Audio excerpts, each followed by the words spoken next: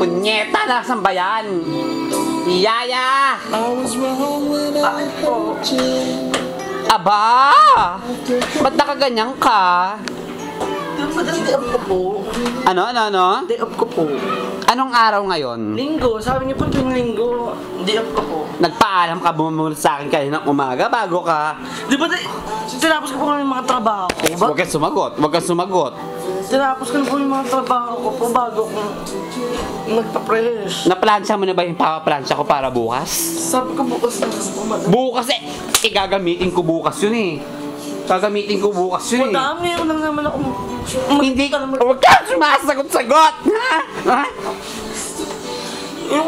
Magsalita ka, sige. Madam, kasi po. Ayoko magsasalita ka. Po. Magpalit ka ngayon din. Madam, Magpalit ka ngayon din. ngayon lang naman po kung ano, yung makita ng mga magulang ko eh. Magulang? Magulang o boyfriend mo? Anong gagawin mo? Akala ko mag-blower ka pa? Gagamitin mo pa yung blower ko? Hindi po, madam. Magpalit ka!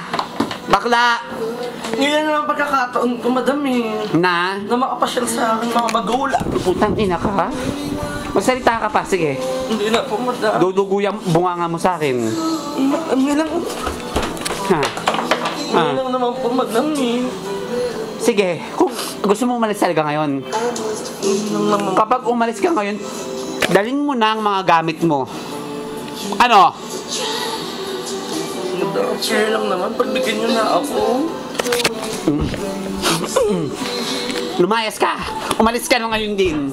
Sasanti ka na. Madam, hindi na po. Layas! Magbisa lang po ako, madam. Magbisa lang po. Bilisan mo. Magplansya ka pa. Opo. Sige na. Sensya na po.